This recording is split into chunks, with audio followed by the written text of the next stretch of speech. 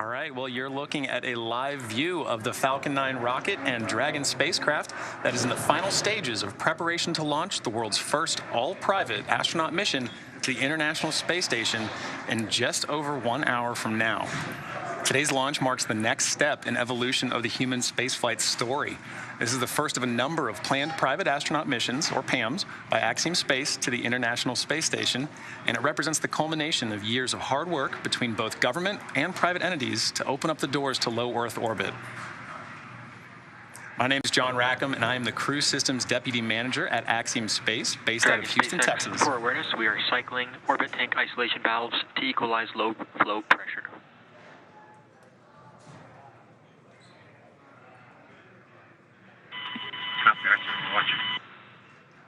All right, just some back and forth there between the crew and the core.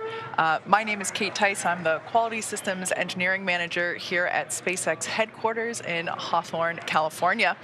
With our coverage now expanding to NASA television, I'd like to welcome friend from NASA, Dan Hewitt, coming to us from Johnson Space Center over at Houston, Texas. Hey, Dan. Hey, Kate, great to see you and the Johns. We're excited to join and get this milestone mission off the ground. Liftoff time is still holding, let's see, for 11:17 a.m. Eastern Time, and currently tracking no issues with Falcon 9 or Dragon. The range remains green, and as you can see there with that shot, the weather is definitely cooperating. Yeah, it's a beautiful day for launch. What a gorgeous shot. Now, over the last 3 hours, Axiom astronauts Michael Lopez-Alegria, Larry Connor, Mark Pathy, and Eytan Stibbe donned their SpaceX suits in our new suit-up room and were then transported to the pad where our crew entered the SpaceX Dragon spacecraft that you see there live on your screen. Right, and since arriving at the spacecraft, our crews were helped by the closeout engineers or advanced team to get into their seats, attach their suits to special umbilicals that provide breathing air and a communication link to Dragon systems. And at that point, they conducted successful leak checks and communication checks with the core here in Hawthorne, which is the person dedicated to speaking directly to the crew throughout the mission. The closeout team then sealed the hatch, which also gets its own leak check. Unfortunately, that leak check didn't pass the first time, so we opened it back up, wiped it down, and performed that leak check again. And that second one was good. So that leak check is closed. Or excuse me, that side hatch is now closed. Moments from now, the closeout team will depart the pad while weather operators kick off their final check on wind speeds at the pad before the final go, no-go for launch. But before we get to that final go, no-go, the SpaceX team will do an internal poll, making sure conditions are ready with Falcon 9, Dragon, the crew, the range, and the weather. Let's pause now and watch watch the closeout crew as they finalize their preparations there on the pad.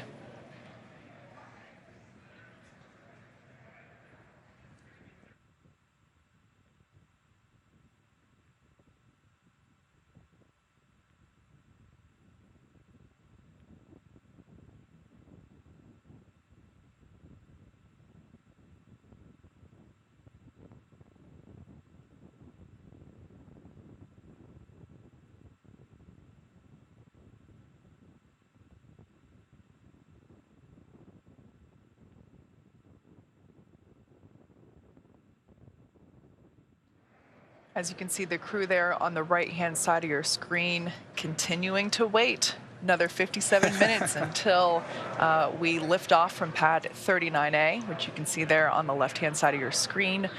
We can confirm that the closeout team has departed the access arm there, so that's good news. Now, as the countdown continues, let's take a moment to get reacquainted with our crew today. So the AX-1 mission is commanded by retired NASA astronaut Michael Lopez-Alegria, a Spanish-American who was born in Madrid, Spain, and is also called Mission Viejo, California, as well as Boston, Massachusetts home.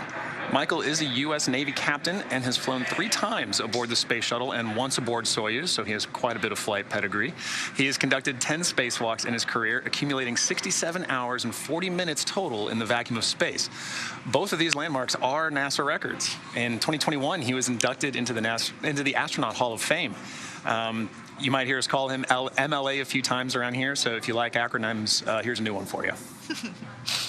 The pilot for AX-1 is Larry Connor from Dayton, Ohio. Larry is an entrepreneur, nonprofit activist, investor. He's won aerobatic flying competitions and has summited both Mount Kilimanjaro and Mount Rainier. Through AX-1, he'll become the first private pilot to reach the ISS. He'll also become the first human to reach both... SpaceX, you are go for section 6 of 4.100. When ready, report go for launch. That's in work, SpaceX. All right, so just some back and forth with SpaceX core Arthur Burial and the crew, continuing to work through our procedures. Ultimately, next check will be to make sure that the crew inside Dragon Endeavour are go for launch. Yeah. Back to our pilot, Larry Connor. As I said, he will also become the first human to reach both the deepest ocean depths and enter the bounds of outer space within 1 year. That's just crazy to me. Larry has been actively involved with the Mayo Clinic and the Cleveland Clinic for many years, helping to understand the effects of aging. This mission will add a new dimension. Go for launch.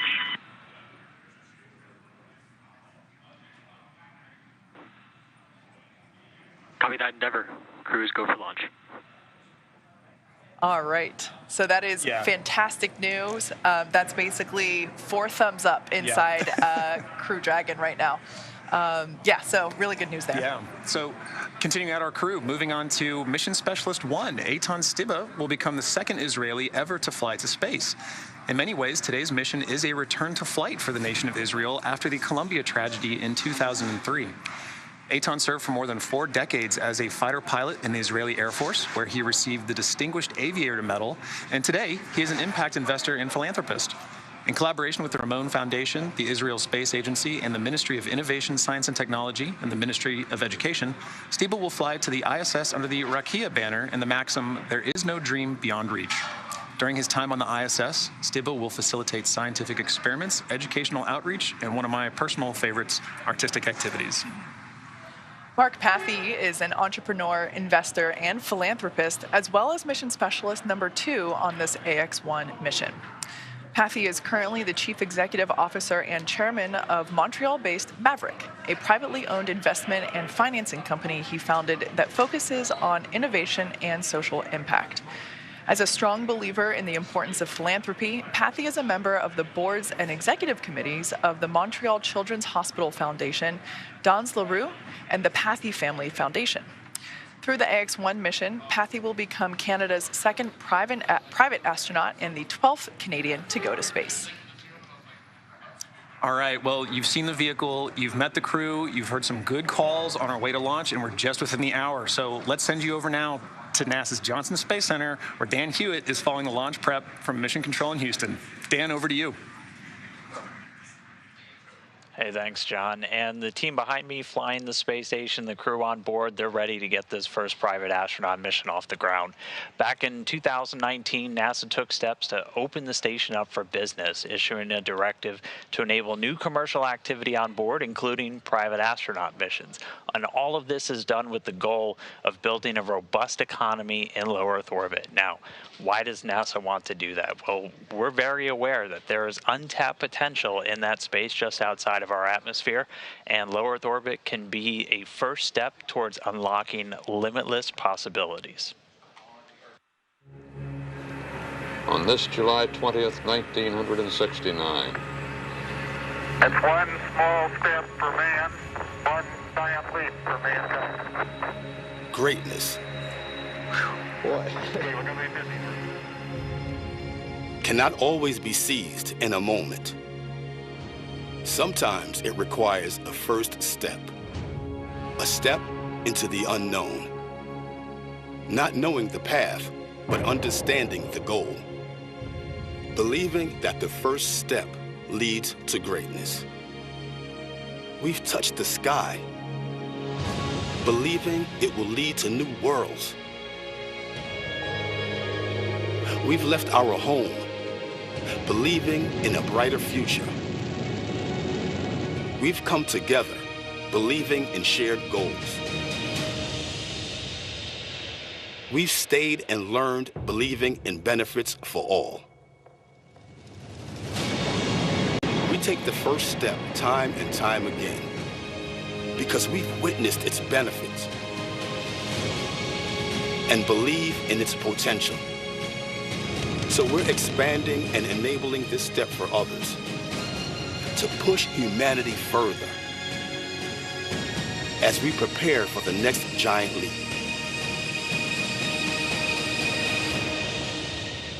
We'll always need this first step. We're here to stay. And now is the time to join us.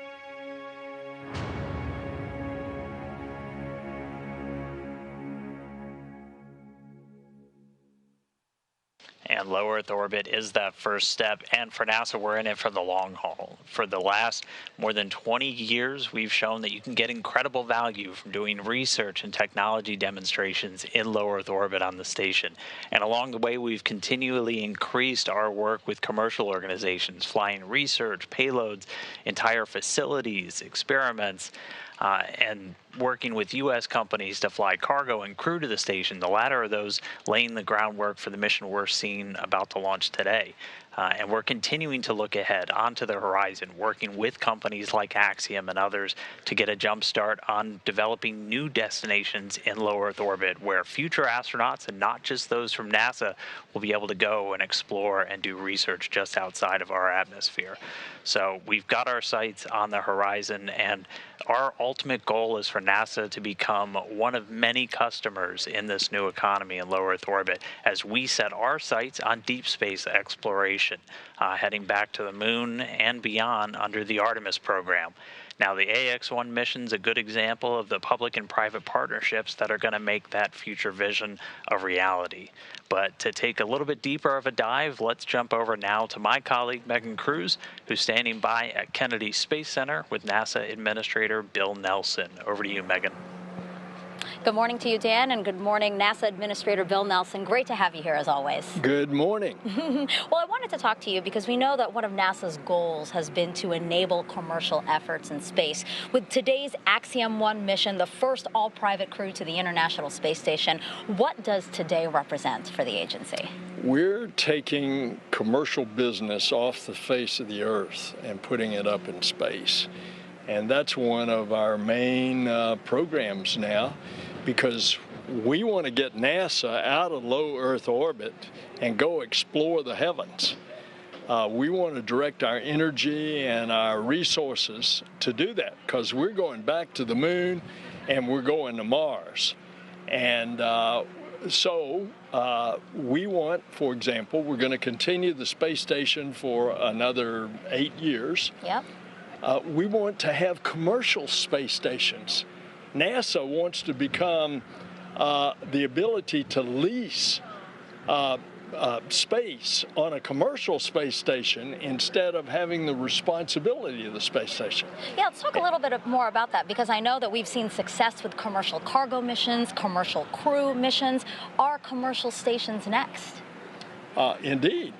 That's what we're doing today. We are bringing a commercial company to our ISS. We are then going to have them attach a commercial module to the International Space Station. And then we're encouraging the building. We've got initiatives out there in private industry right now to build a commercial space station. And then all of our international partners on the space station, we're taking with us out into, for example, lunar orbit. The Gateway, which is like a space station in lunar orbit, is going to be a number of nations landing on the moon. We're going to have other nations participate as well. Yeah, it seems like there's a lot of partnerships going forward with NASA to accomplish some of the big goals that we have. Well, as it should be, because our program is internationally, and when we go to Mars, there's going to be a delegation from planet Earth. Mm-hmm. Are you excited for today's launch? Oh, is the Pope Catholic? Yes. Well, thank you so much, Administrator. I really appreciate you being here, and I hope you enjoyed today's launch. Thanks a lot. All right, back to you guys at Hawthorne. We're at T-minus 46 minutes, 10 seconds. We've just heard from the SpaceX launch director. Conditions, brief the CE or LD, and they will approve aborting the countdown. For urgent issues affecting the safety of the operation, operators shall call hold, hold, hold on the countdown net. Launch control will abort the launch auto sequence and immediately proceed into launch abort. At T-minus 10 seconds, launch control will be hands-off and relying on automated abort criteria for the remainder of the count. Operators advise the launch director whether structural breakup or fire is imminent occurring per Dragon manual escape flight rules. For those operators in firing up 4, in the event of a fire alarm, key operators noted in 57.83 will remain at their post while the alarm is evaluated. In the event that personnel safety is threatened, evacuate to the south-facing emergency exit, which leads directly outside. Firing up 4 and MCCX will go into a sterile cockpit and lock down for the duration of the time the launch escape system is armed. Launch control at this time, you may proceed with arming the crew arm for movement. Over that, arming crew arm for movement. T-minus 45 minutes and counting. You've just heard the SpaceX launch director give the final execution instructions to the launch team. Access arm retraction started. We're ready for propellant load. That'll begin in about 10 minutes. Before that, we've got crew access arm to retract happening now, and then arming of the launch escape system. Everything continues to look good for an on-time launch of Falcon 9 with Axiom 1 mission.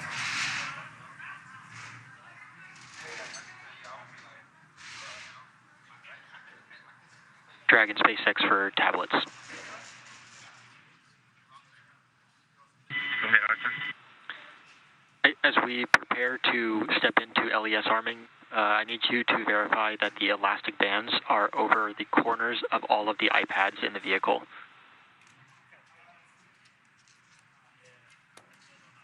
Roger, stand by.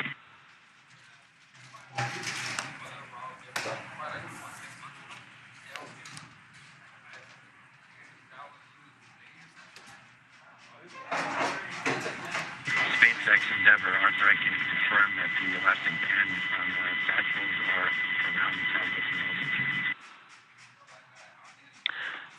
All right, copy that. Thank you, MLA. And for awareness, that last call came in pretty quiet, so if you could speak up on the upcoming calls, that'd be great. Thanks.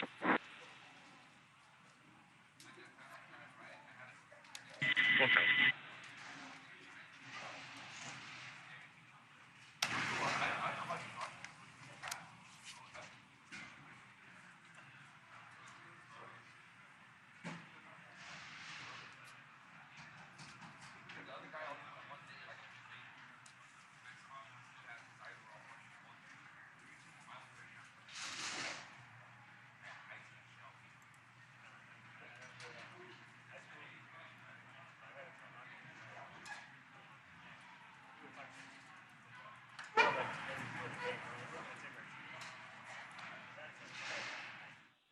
Okay, we'll give you an update here. Inside of 43 minutes, crew access arm has retracted from the Dragon spacecraft. Next up, we've got launch escape system arming. And then at T-minus 45 minutes, or T-minus 35 minutes, we'll begin loading propellant onto the Falcon 9. So right now, Falcon 9s go, Dragons go. Weather looks good, and the range areas are also cleared for launch. So Kate, John, everything is looking good.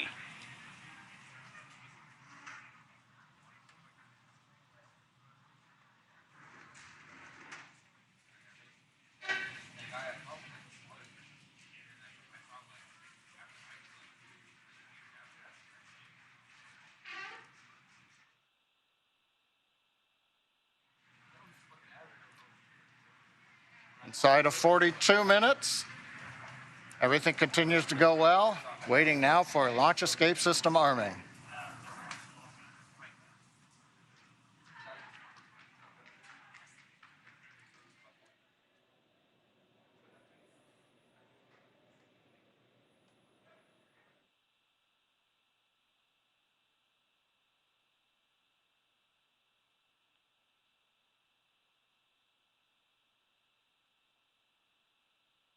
Endeavor, SpaceX for launch escape system. Go ahead, Arthur. All right, MLA, at this time I can give you a go to step through Section 7 of 4.100, close visors and arm the launch escape system. That should work.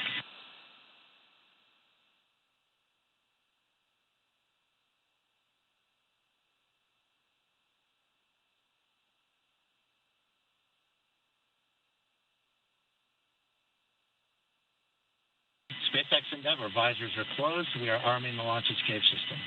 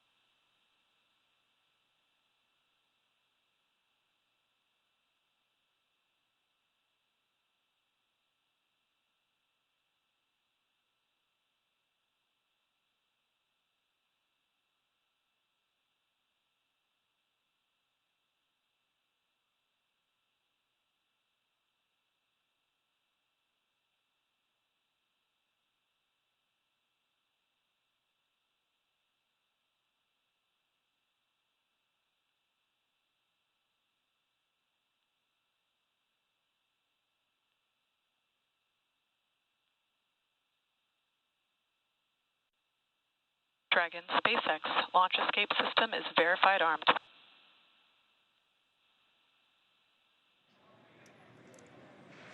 Copy, SpaceX. All right, there you heard it. The launch escape system is now armed. You can see there the crew in their seats with the visors down. Launch escape system, is the first of its kind escape system. It provides escape capability all the way to orbit. It's a really important function to have. Obviously, no intention of using it today, but that's what those call-outs were there back and forth that we just heard.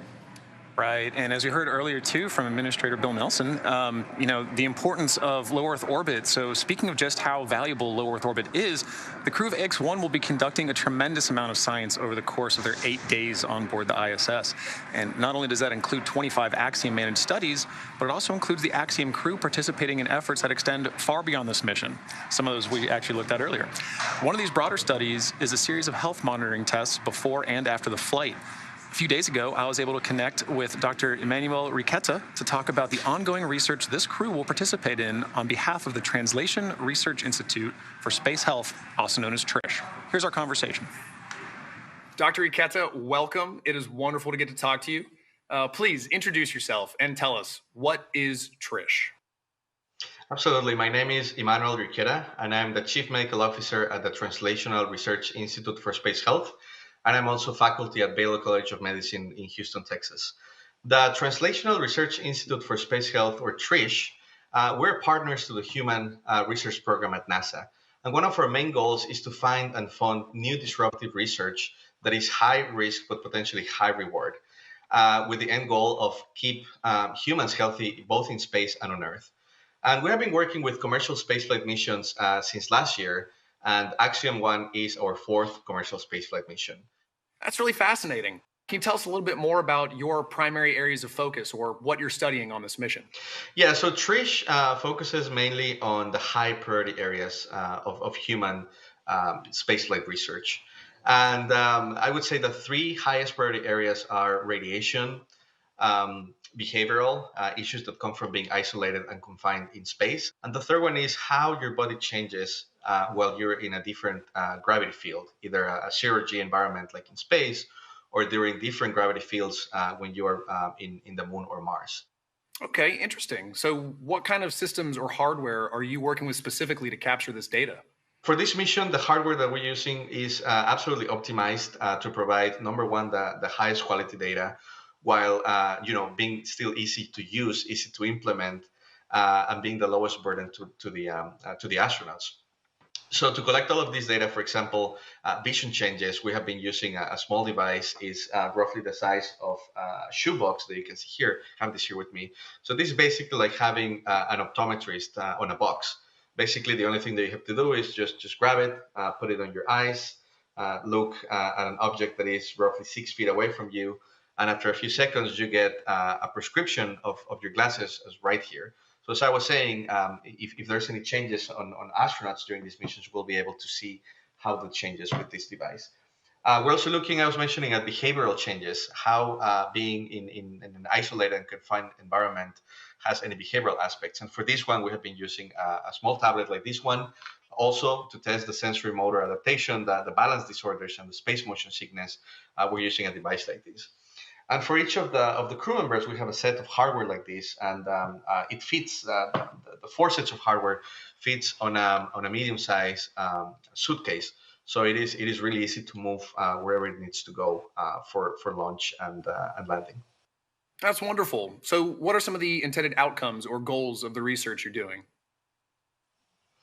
Yeah, so some of the outcomes and one of the main applications, number one for spaceflight that we want to get from this research is that short duration missions like Axiom 1 are very, very relevant in the context of Artemis missions. When we go back to the moon, the first missions are going to be roughly the same duration as Axiom 1. So anything new that we learn from these missions is going to be absolutely valuable. Really, every new piece of data that we collect in spaceflight could potentially solve and be that last piece of the puzzle that we're looking to complete what we need to know. Well, Dr. Riquetta, thank you so much for speaking with us today. We wish you the best of luck. It is my pleasure. Thank you. All right, we are about 30 minutes out from launch of the historic AX-1 mission. It has taken an enormous effort from an incredibly dedicated and hardworking team to get to this moment. And that team wanted to take an opportunity to wish the crew of AX-1 well and Godspeed. Hey X1, we're so happy for you guys and just want to let you know we've got you here on the ground in mission control, so fly high and have some fun. From all of us here at the Integrated Performance Team, we want to wish you luck on your pioneering mission to the ISS and hope to see you in a couple years when AX-H1 launches. It is not only an immense honor to get to watch your monumental mission, but also to have been able to support you on your journey towards this day as well. Hey guys, can't wait for this mission. We put a lot of hard work in. We're excited for you all to have a great time up there, and good luck. Thank you for helping set an important precedence ahead of a very bright future. Good luck, AX-1 crew. Let's conquer space. Hasta pronto. We want to send you all off with good wishes in this incredible journey. Godspeed. It has been such an honor to watch and support you guys as you prepare for this moment. I'm so proud of each one of you for the dedication, the long hours, and the hard work you put into making this a meaningful mission. Hello, Axiom astronauts. Thanks for stepping up to the plate for this amazing journey. You guys have trained hard, you've waited a long time, and this is now happening. Safe travels on this historic mission for the first private astronauts to go to the ISS. It's happening. Wave to us from up above because we'll be thinking of you from down below. We're the Axiom safety team. We just want you to know that we are really proud of you and we've got your back. We're wishing you a safe and successful mission, and we'll see you when you get back on the ground. Hi guys, we're the Axiom Soft Goods team, and we just want to wish you a good mission and get back safely. It's a real pleasure to be talking with you guys right now, and we're super excited for you. I'm here to cheer you on along with the entire Crew Systems team. Yay. Thanks for everything you're doing.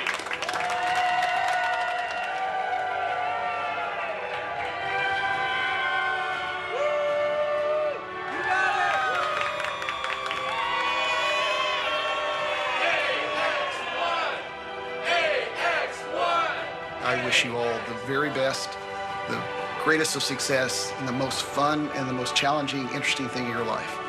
Go big and enjoy your time on the ISS. We'll see you back on the ground. Hey guys, I am so proud of the Axiom 1 crew. It's so fun to be a part of something bigger than you and to contribute. Most important thing to remember, guys, take some time to look out the window and appreciate where you are. It's space.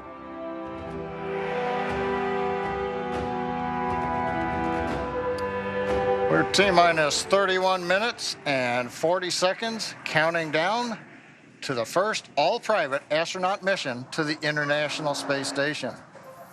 Now, a few minutes ago, Falcon 9 propellant loading began on time at T-minus 35 minutes.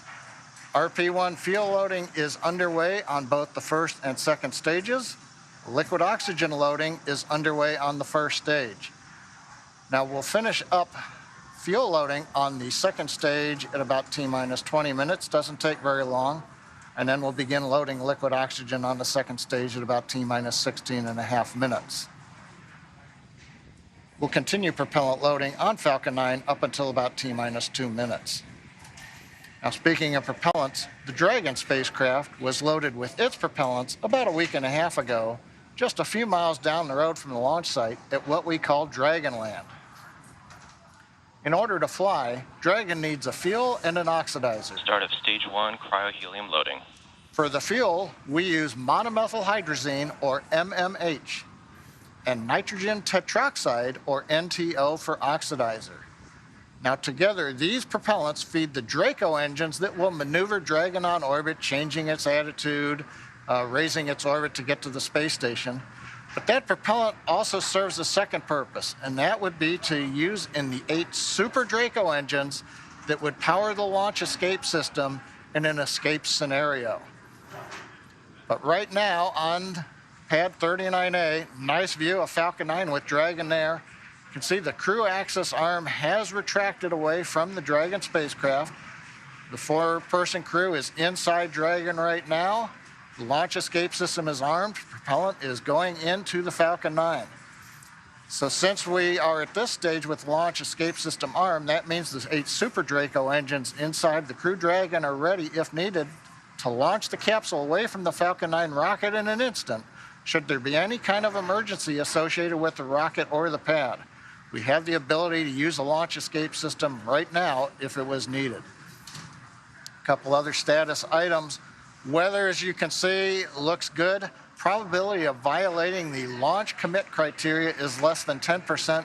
The only thing we're watching is wind gusts, but we believe, having seen the wind for the last several hours, everything continues to look good. That should not be an issue.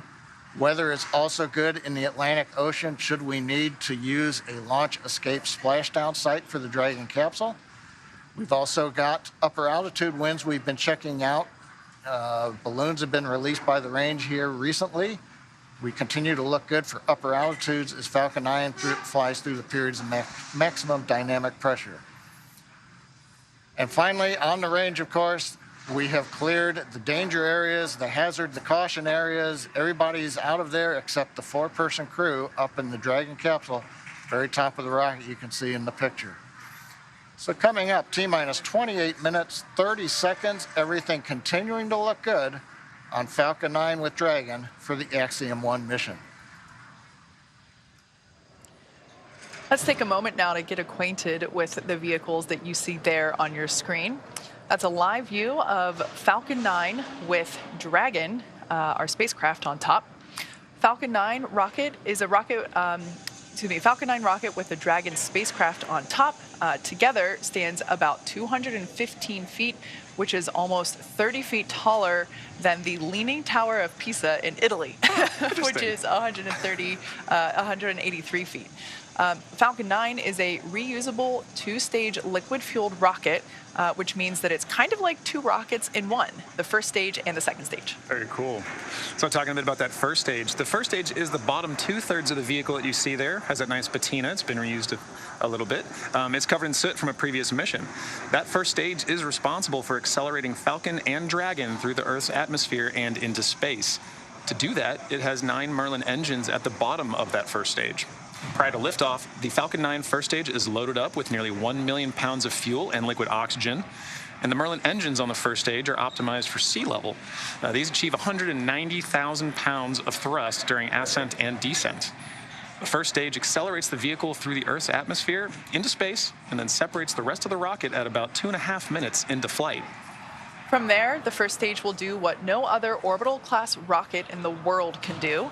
It'll make its way back to Earth and target a landing on our drone ship, a shortfall of gravitas, which you see there on your screen.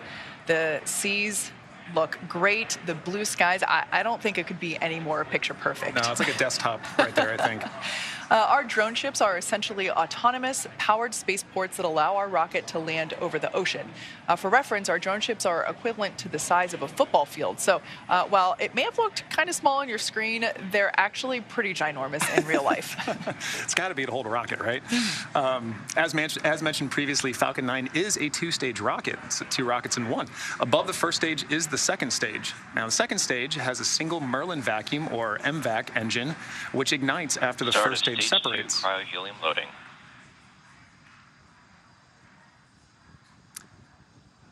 Now, the second stage is essentially a smaller version of the first stage, and whereas the first stage is designed to power the vehicle out of Earth's atmosphere in the forces of gravity, the second stage is specifically designed to operate in the vacuum of space.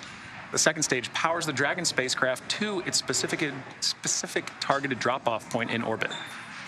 The Dragon spacecraft is capable of carrying up to 7 passengers to and from Earth orbit and beyond. But for today's mission, it is carrying 4 members of the Axiom Ax-1 crew. It is the first private spacecraft to take humans to the space station and the only spacecraft currently flying that is capable of returning significant amounts of cargo to Earth. Like the Falcon 9 rocket, the Dragon spacecraft is also reusable. Today will be the 3rd flight to space for this Dragon spacecraft that the Axiom Ax-1 crew is flying in today. The previous flights for this capsule supported were recently the Crew 2 mission, and before that, the Demo 2 mission, which was our first human spaceflight mission. Pretty incredible. Yeah. Now, as we await T0 in just under 25 minutes, the ground operations teams are doing a series of system checks to make sure both Dragon and Falcon 9 are ready for launch. Let's take a look at what the ascent portion of this mission will look like. Right, so once we hit T-0, we will watch Falcon 9 and Dragon lift off from historic launch pad 39A and make their ascent. At about 50 seconds into flight, Falcon 9's engines will throttle down to help pass through the period of maximum dynamic pressure on the rocket, or what we typically refer to as max Q. It's worth noting that once we hit max Q, the vehicle will be going supersonic. Once we're through the period of maximum dynamic pressure, we can throttle up our Merlin engines again. From there, at about 2.5 minutes into flight, we have a series of 3 events that happen in rapid succession. The first of which is MECO, or main engine cutoff. This is where all 9 Merlin engines shut off in preparation for stage separation, which, as the name suggests, that is where the first stage detaches from the second stage, with the first stage making its way back to Earth for landing as the second stage continues on its journey with the 3rd event. Right, now SES-1, or second engine start 1, is where the Merlin vacuum engine lights up and propels the second stage, along with our AX-1 crew, into orbit. As stage 2 heads towards its targeted drop-off orbit, stage 1 will execute 2 burns in order to make its way back to Earth. The first stage is the entry burn, where 3 of the Merlin 1D engines will reignite and then shut down. This helps to slow the stage down in preparation for entry back into Earth's atmosphere. While the first stage is heading back to Earth, the second stage will cut off its singular Merlin engine that was ignited right after stage separation. Once this happens, we'll wait for confirmation of good orbital insertion. About 90 seconds after Dragon gets into orbit, Falcon 9 will land back on Earth. The landing burn, which is a single engine burn, will bring the vehicle's speed down rapidly in order to land on the drone ship at about 9.5 minutes into the mission. And while Falcon 9's first stage is landing, Dragon is preparing to separate from the second stage. At about 3 minutes after the second stage gets into orbit, we should have a great view of Dragon with its 4-person crew drifting away from the second stage. Now, once Dragon is a short distance away, it will begin checking out its Draco maneuvering thrusters to make sure Dragon continues to increase separation distance from the second stage. And lastly, the nose cone deploy sequence will initiate just before T+12 minutes and finish around T+15 minutes. And this sequence will expose Dragon's docking mechanism in advance of its arrival at the International Space Station. So, as you can tell, it's a pretty jam-packed 12 minutes. Yeah, pay attention. Pay close attention to what you're listening to. Don't blink. With all of that in mind, let's head back over to Dan Hewitt for an update from the ISS team over at Johnson Space Center. Dan? Hey Hey, thanks, Kate. Now, inside the room, the International Space Station Flight Control Room, Flight Director Scott Stover is leading the teams right now.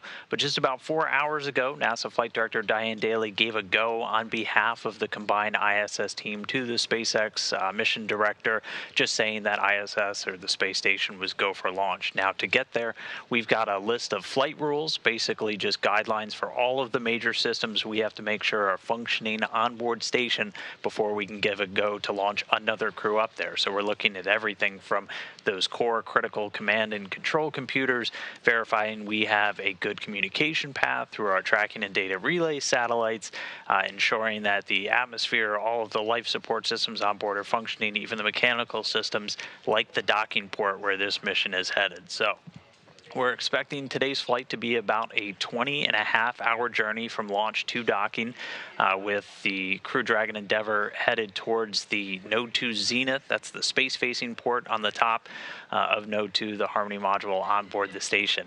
And once they get there, they're going to get welcomed by the Expedition 67 crew, which is made up of 7 individuals right now, 4 from our SpaceX through Crew 3 mission with 3 NASA astronauts and 1 ESA European astronaut, and they're joined by 3 cosmonauts that just arrived on station about 2 weeks ago. Now, so it's going to take them about 20.5 hours to get there. That docking right now is targeted for 11:45 GMT on Saturday. That's 6:45 a.m. here in Houston, 4:45 for the teams over in Hawthorne. And so once they get there, they'll be able to get out of their suits on board the Dragon spacecraft, while the team on board station moves into what's known as the hatch operations. Station Commander Tom Marchand is going to be pressurizing that small area between Dragon and the station hatches, and we expect it to be a little under 2 hours from docking to hatch open, and then we'll welcome the AX-1 crew on board the space station. So a lot to come with that 20.5-hour journey, but all that's going to start with a launch. So I'll send it back over to Hawthorne as we get into the final phases of the countdown. Back over to you, John.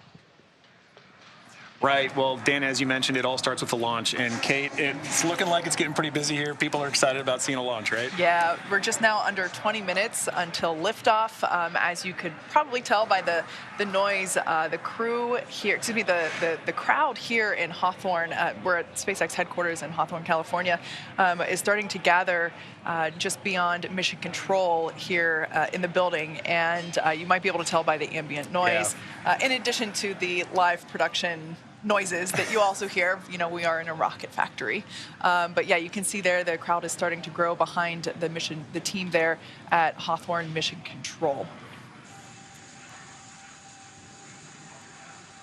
Now, we saw Dan speaking earlier from Mission Control in Johnson. There is a Mission Control Center in Florida where the SpaceX teams are also gathered in Firing Room 4. And then we have the Mission Control Center here. There's a shot of our Firing Room 4 there in Florida at Cape Canaveral. You can just barely make out Pad 39A there in the distance there through the window. Might be wondering why all the different mission control rooms. The one in Johnson, as Dan was saying, you know, that's really mission control for the International Space Station and those operations. The control room that you see there is for everything leading up to launch. As soon as Falcon 9 lifts off, responsibility and control transfers to Mission Control Center here in Hawthorne. So just a quick explanation for why so many rooms with computers. Exactly. Yeah, and in addition to all the teams gathering here, we've got teams of our own gathering in Houston at Axiom headquarters. You can see there on your screen Axiom Mission Control with the lovely Axiom family behind them looking in proudly. All right, well, you know, Dan mentioned that, you know, first we have launch, then we got rendezvous and docking, and then we've got 8 days of jam-packed activity on the ISS. So busy.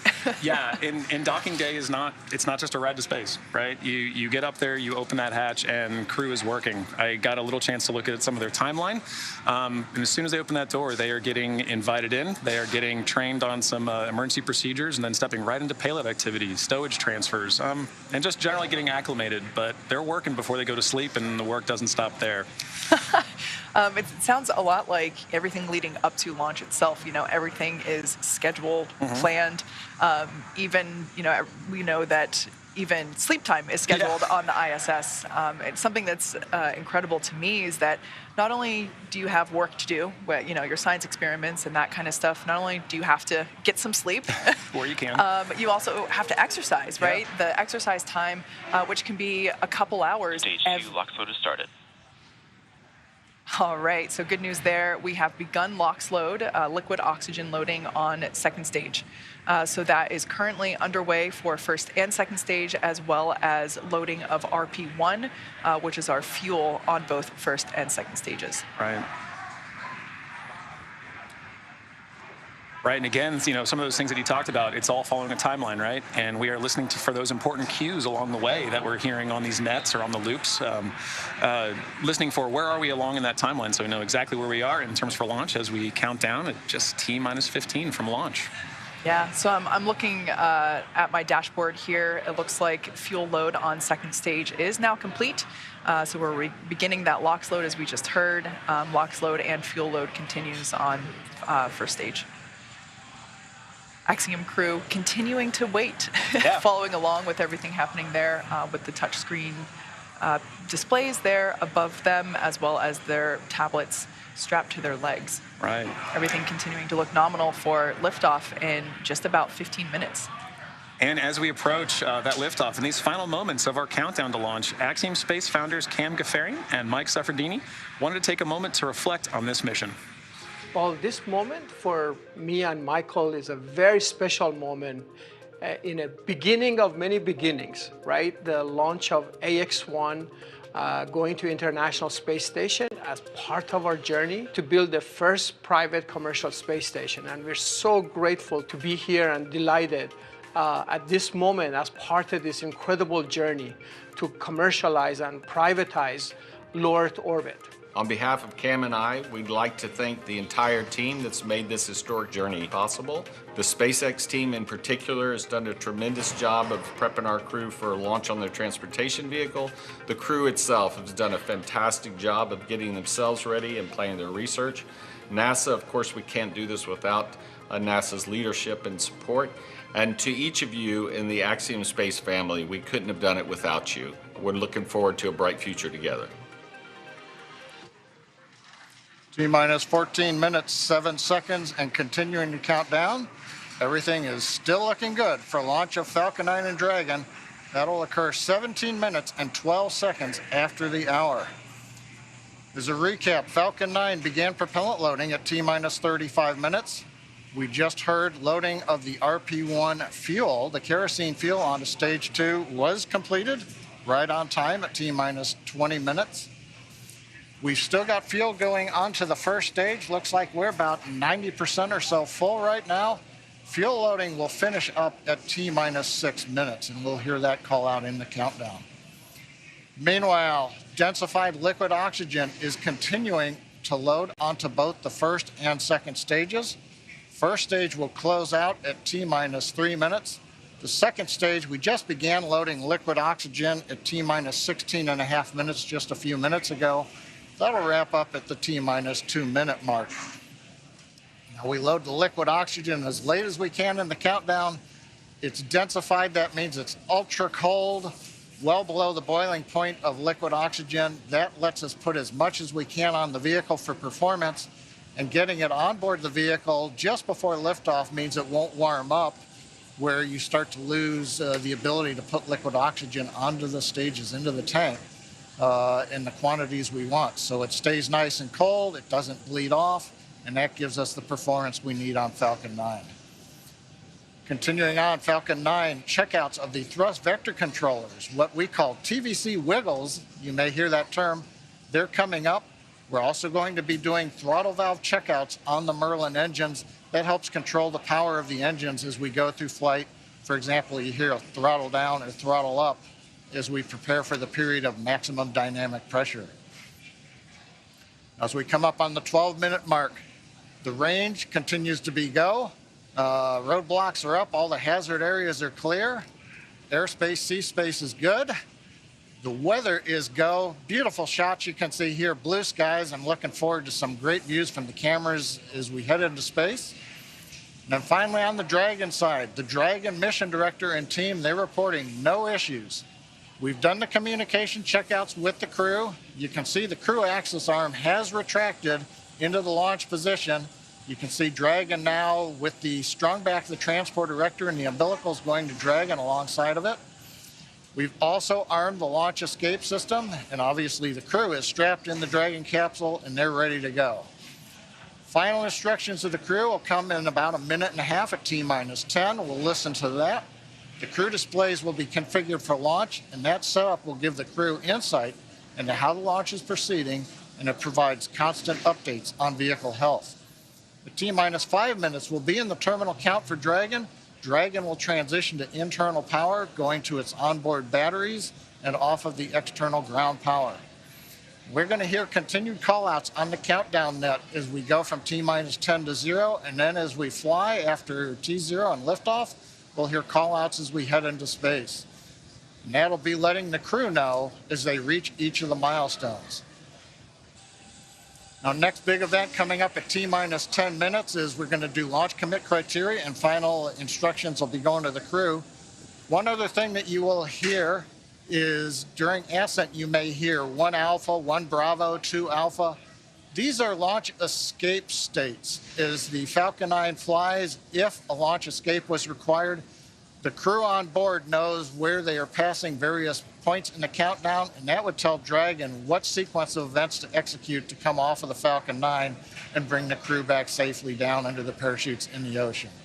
Right now, T-10 minutes. Let's listen in to the countdown now. Dragon, SpaceX, confirmed crew displays are configured for launch. SpaceX Endeavor, we confirm they're configured. Copy MLA, and on behalf of the entire SpaceX team, we're honored to have you aboard Endeavour for its 3rd flight to the International Space Station. Axiom 1 marks a new step in commercial spaceflight and research. We wish you a great mission, good luck, Godspeed, and enjoy the ride. Thanks for those words, Arthur. I've got a few of my own. I'm going to let my crewmate Eytan say it first, though. שלום.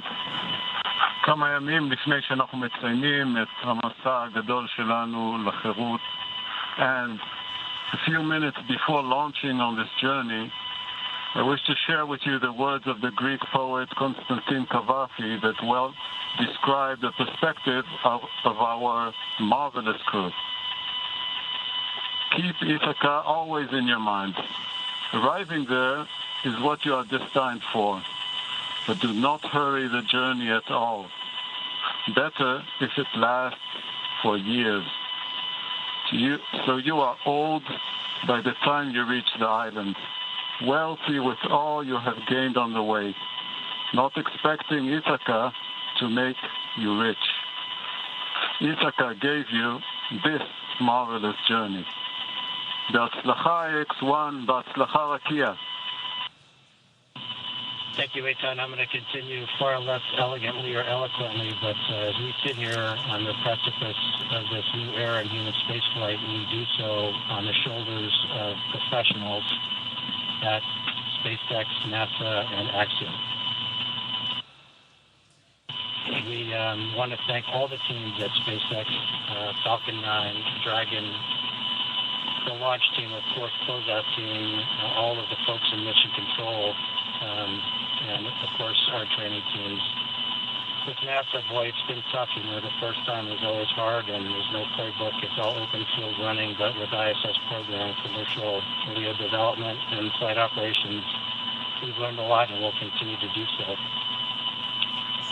We want to thank Cam and Seth for their vision, but especially all the people at Axiom for putting this mission together with the minor miracles that they perform. All of you, make no mistake, are the men and the women in the arena.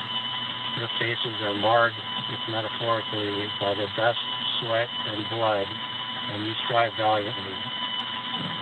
You will have no place with the cold and timid souls who know neither victory nor defeat. The crew of the great ship Endeavour is ready to sail her proudly, Arthur.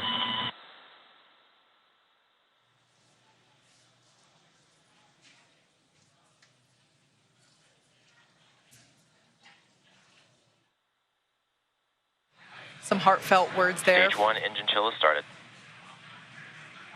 All right, so there was the call that we have begun to chill the engines on the first stage.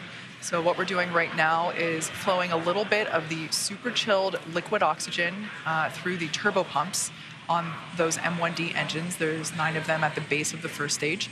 And that's essentially bringing them down to the temperature of that super chilled liquid oxygen to prevent any thermal shock to the hardware.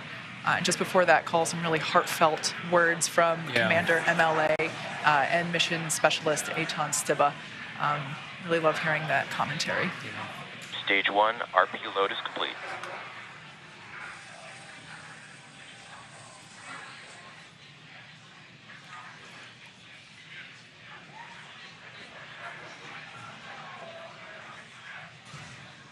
At this point in time, fuel is fully loaded on both the first and second stage. LOX loading continues on both stages.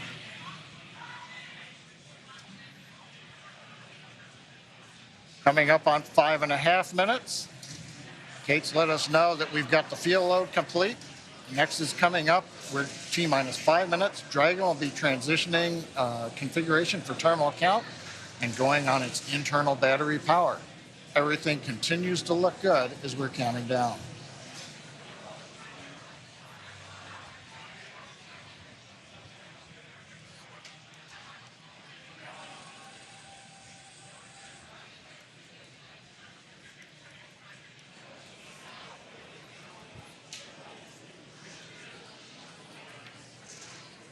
Dragon is in configure for terminal count. Falcon 9 tanks are pressing for strong back retracts.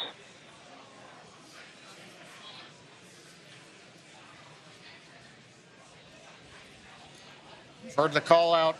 We're pressurizing the tanks for strong back retract. We'll hear a sequence momentarily. Strong back is retracting. Actually, that's the start of about a 1-minute sequence. At about T-minus 4 minutes, the clamp arms that you can see there will open. And then, back is retracting. And then we will see the retract from there. So we've heard the call out. That's the start of the sequence. Doesn't mean that the clamp arms are late opening. It'll take us a few more seconds. As you can hear, the excitement and the crowd is really growing here at SpaceX headquarters at Hawthorne, California. There you can see the clamp arms have begun to open. And next we should see the strong back begin to retract.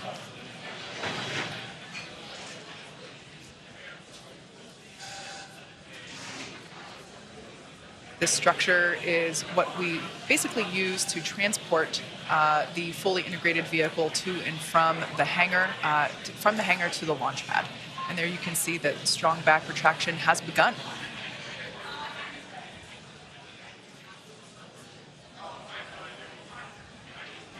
Everything continue to look nominal as we're now under 3.5 minutes until launch. RP1 fuel is fully loaded on first and second stage. Should be wrapping up LOX load on the first stage momentarily and continuing to fill on second stage. Stage 1 LOX load is complete.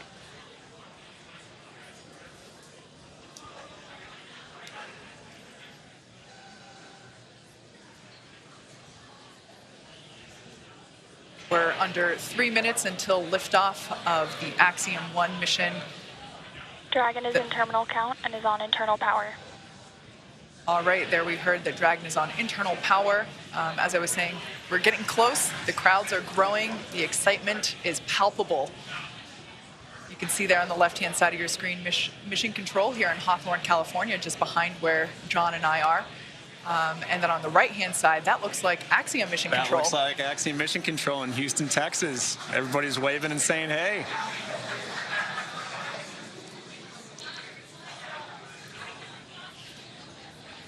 All right, at this point in time, that LOX load on first stage is complete. So the first stage is now fully loaded with all of its propellant. LOX load on second stage continues.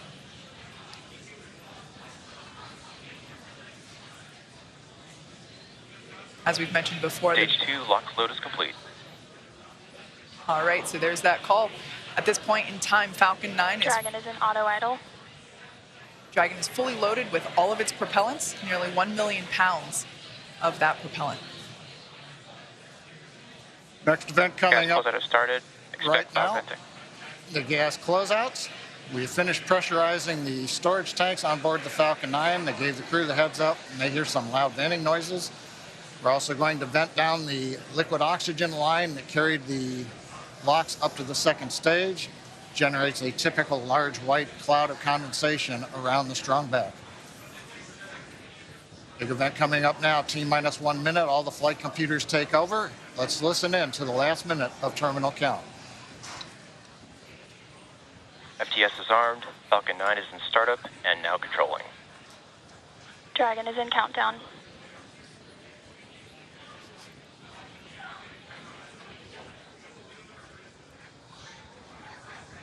Dragon, SpaceX, go for launch.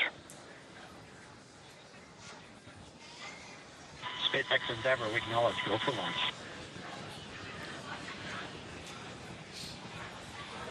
T-minus 30 seconds.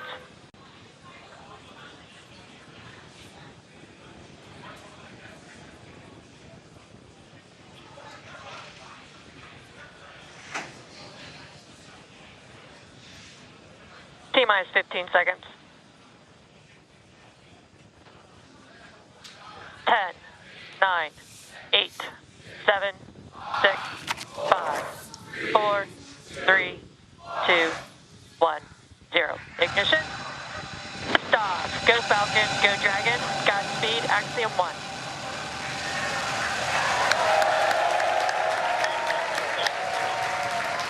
Copy 1 Alpha.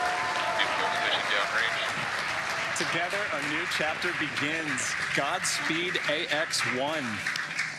Stage 1 propulsion is nominal.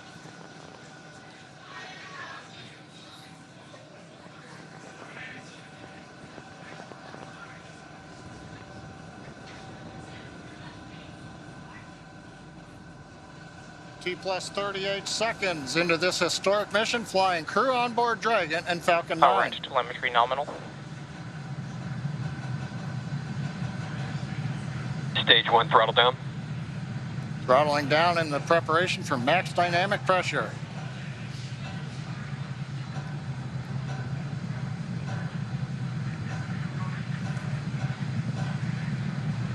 Falcon 9 is supersonic.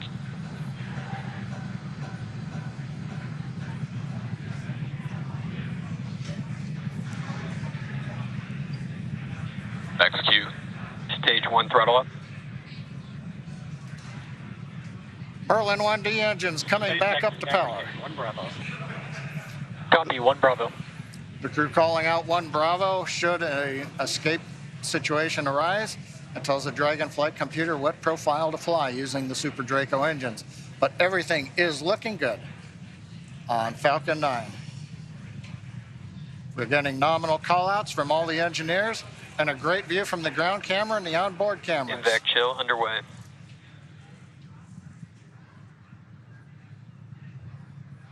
Beginning to chill in the second stage turbo pump in preparation for its ignition coming up in just over half a minute from now. Coming up on about 3.5 G's acceleration for the crew. We'll begin throttling down the Merlin engines to hold that level of acceleration.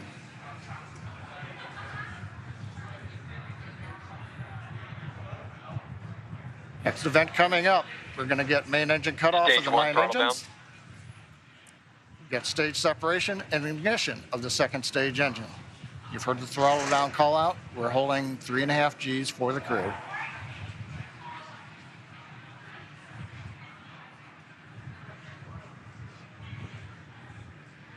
And Miko. Stage separation is Copy 2 Alpha.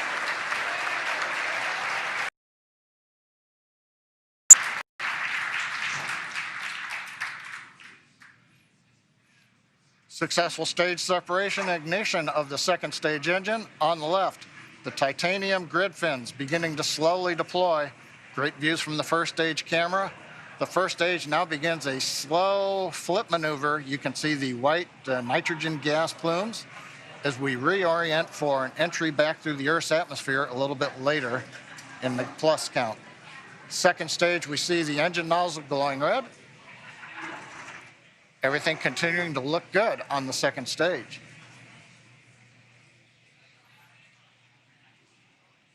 We should be hearing call-outs coming up to the crew here shortly on how the trajectory is looking.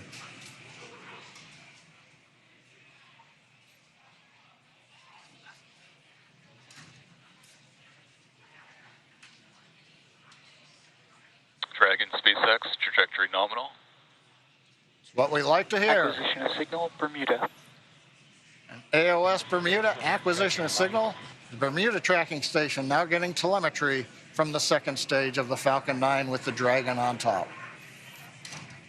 T plus 4 minutes, 10 seconds. Everything continues to be nominal. First stage coasting to apogee, and then it will come back down for landing on the drone ship. Second stage, partway through its lengthy burn to get the crew into orbit. So Kate, 4.5 minutes in, everything continues to look good. What a absolutely picture-perfect liftoff. We've got a live view of the crew inside Dragon Endeavour.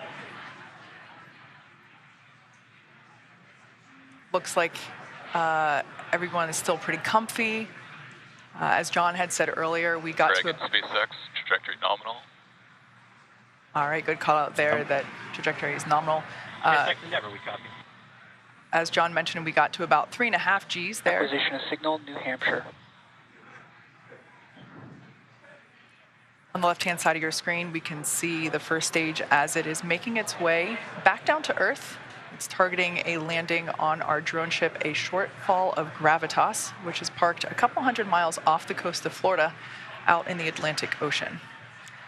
Second stage on the right-hand side, everything continues to be nominal there as the MVAC engine is powering the second stage and Dragon Endeavour to its targeted drop-off orbit.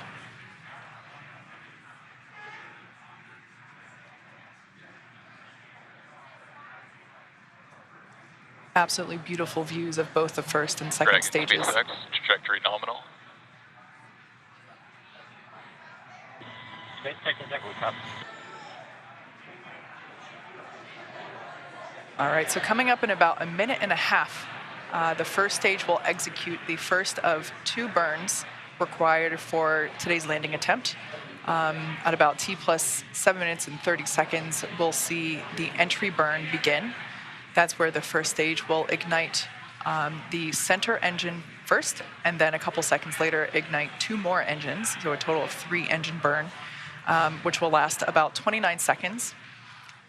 The entry burn slows the vehicle down significantly as it re-enters back into the Earth's atmosphere. The first stage sees high drag, which scrubs roughly 70% of that velocity by the time that the landing burn begins. Stunning view where you can see the curvature of the Earth there on the left-hand side. Dragon, SpaceX, trajectory nominal. SpaceX Endeavour, we copy. There you can see the nitrogen gas thrusters. So that's the puff of gas that you see there occasionally. That's used for attitude control systems. We also utilize those grid fins that you see. There are 4 of them placed around the booster. And those grid fins also help steer for a precise landing, either at Stage 1 entry burn startup. Stage 2 flight. All right, there we can see that that entry burn has begun. We are targeting a landing on our drone ship, a shortfall of Gravitas today. Everything continuing to look nominal with trajectory and MVAC performance there for our second stage on the right-hand side.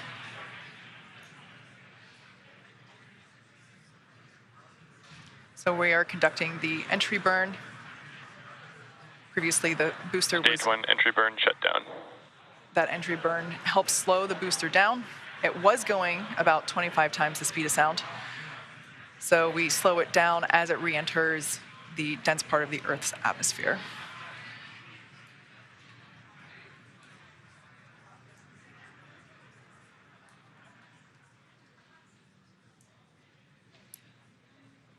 The next event is second engine cutoff, or SECO 1, as you see it there on the timeline at the bottom of your screen.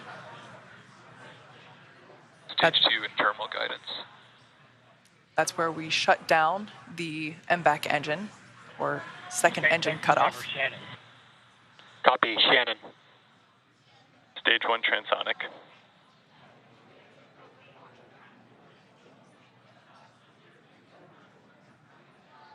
Note that our landing burn and second engine cutoff will occur about the same time. Shutdown. All right, we got a live view of the crew inside Dragon Endeavour there on the right-hand side of your screen. Stage 1 landing burn. Landing burn has begun for the first stage. SpaceX, nominal orbit insertion. All right, great news there. Dragon Endeavour, nominal orbit insertion. SpaceX Endeavour, we copy, and it's great to be here. 0G, and we feel fine. Stage 1 landing leg deploy. SpaceX Dragon launch skip system disarmed. As you can see, this Falcon 9 has landed for the 5th time. All the while, great commentary there. Landing confirmed. While we can confirm the landing. Signal Newfoundland, and also signal unexpected Cape.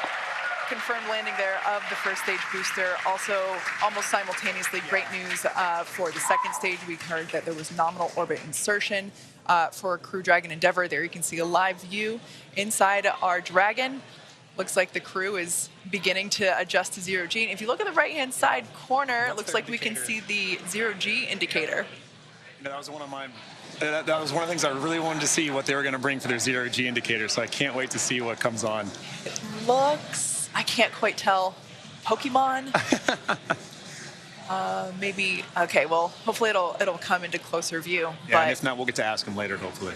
Yeah, great to see the crew here again, starting to, really getting their first taste of microgravity. Yeah. Oh, it has ears? Oh, it's a bunny. Is that like Thumper? I think it might be. I think that's Thumper from Bambi. Love it. So right now, the second stage is basically preparing for Dragon separation. The next step now that, as we said, Dragon has nominal orbital insertion, the second stage and Dragon will separate. Views there of our MVAC engine now shut off, no longer glowing that lovely shade of orange.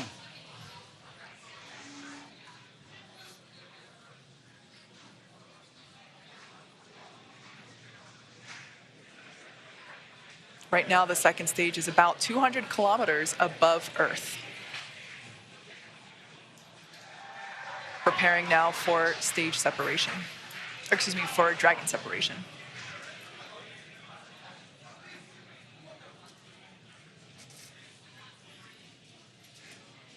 For those of you that have just recently joined us, we had an on-time liftoff of the Axiom 1 crew. They are now in space and coming up to separation from second stage, at which point they will then begin to make their journey, continue their journey to the International Space Station.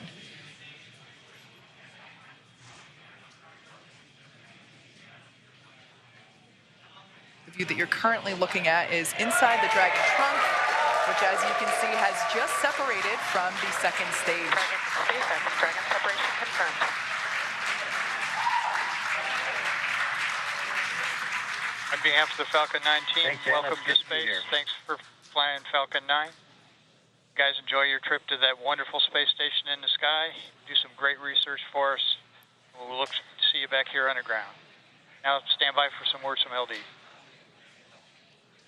And MLA and the rest of the crew Endeavor, glad we got to have some fun this morning. We'll probably be calling it an early weekend over here at the Cape. Pass you over to Anna and the team. You'll be in good hands. Godspeed, Endeavor. Enjoy the rest of your flight. Cheers. Hey, Mark, it was a lot of fun. I venture to guess we had a little bit more than you did. We thank you and your launch team, Gerst, you and the Falcon 9 team. It was a hell of a ride, and we're looking forward to the next 10 days.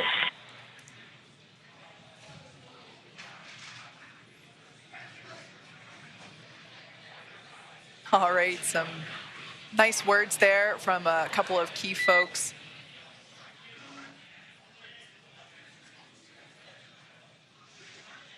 Our first Quindar tone of the mission. Yeah. I queued up right when I heard that. There we can expected loss of signal, Bermuda and New Hampshire. There we can see Dragon Endeavour on its way to the International Space Station. It has separated. There's a view Dragon inside. SpaceX, we had nominal dehumidifier activation and service section Draco checkouts.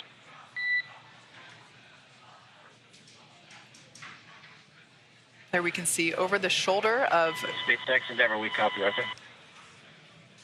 Over the shoulder, previously Commander MLA was on the left and pilot Larry Connor was on the right. Live view inside the cabin. They just got the okay to lift their visors. All right.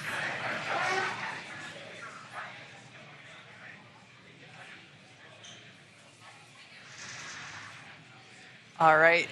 So we can see that everyone is in space. Yeah. We can see that zero-G indicator floating around. Great view there of Dragon Endeavour. Now in space with the Axiom 1 crew on their way to the International Space Station.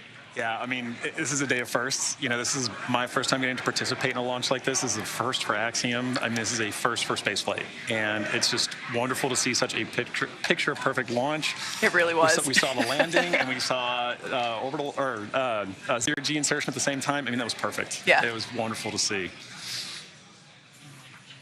All right, well, as I just said, today's launch is one for the history books. So to punctuate this milestone that NASA and commercial companies are able to achieve together, we go now to Kennedy Space Center, where Megan Cruz is with NASA's Kathy Leaders. I'm here right now with the Associate Administrator of NASA's Space Operations Mission Director. It's so great to have you here, Kathy. What did you think of the launch? Oh my gosh, it's always like, you know, right in the bottom of my throat. I'm holding, can't breathe.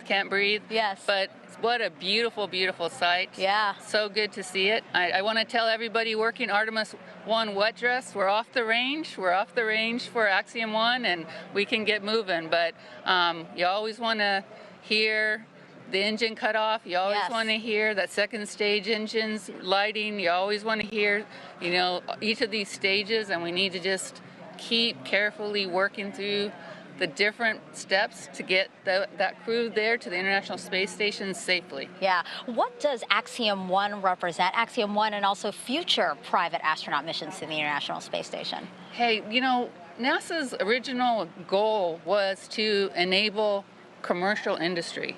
That was actually in our original Space Act agreement. And so here we are, you know, 60 years later, enabling that through our missions. And so I just feel like this is a culmination of 60 years of work for us. And here we are once again getting to see, and for the first time getting to have commercial, you know, private astronauts going to the International Space Station, and they'll get to see what our government, what they're calling professional astronauts doing their real work, but then also getting to do their work too. And it's another place where learning to peacefully work in space, I think, is moving us forward. Yeah, so important. And you know, we just watched Axiom 1 lift off from that launch pad right there behind us. In a couple of weeks, we're going to see Crew 4 launch from that same launch pad. And then just right next to it, Pad 39B, we have NASA's brand new space launch system. Can you recall a busier time we've had here at the Space Coast? And how is Kennedy Space Center managing its new role as this multi-user spaceport? So I think somebody else, Bob Cabana had this dream of a multi-user spaceport here. So I think he should be very, very proud of his KSE team, and Janet Petro and her team are obviously leading the way right now, because this is not easy to do. It's not easy to go make sure all of these people have all the capabilities, and are obviously working with our Air Force sister agency there too, and making sure that all these launches get supported in a seamless way. Just an amazing job. Yeah, a lot of juggling that has to happen. Yep. So, you know, I just talked about SLS. We are looking forward to the moon with that launch later this year. You know, why is it still so important to maintain a presence in low Earth orbit when we're looking towards the moon now? Because we still don't have everything figured out how to do things yet for the moon and Mars.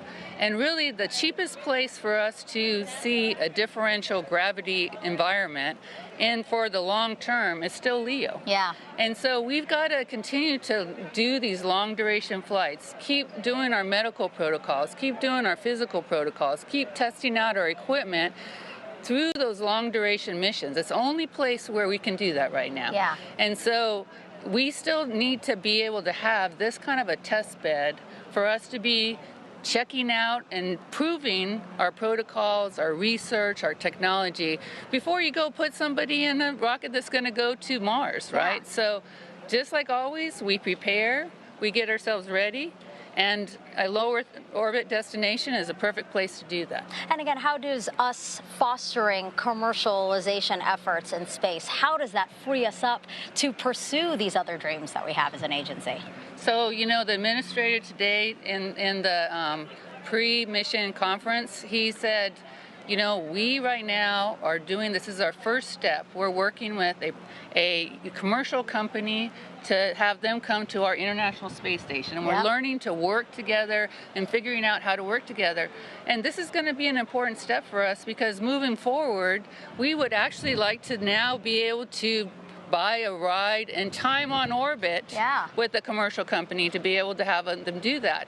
And so this is the first step of their learning from us and us learning from them. And then in the future, you know, we're going to have space station for another 8 years, but we would like by the early 2030s for us to be flipping the roles and have our professional astronauts going up and checking and doing and focusing on the research and technology we need for exploration, but allowing commercial providers to be doing the hard work of maintaining the laboratory. Kathy, what an exciting future. I'm looking forward to seeing it, and thank you again for being here. Thank you. All right, back to you, Dan.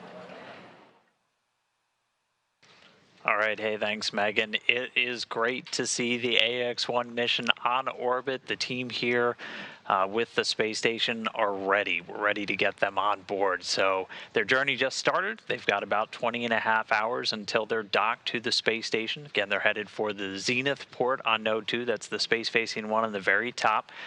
With that docking scheduled right now for 11:45 GMT on Saturday.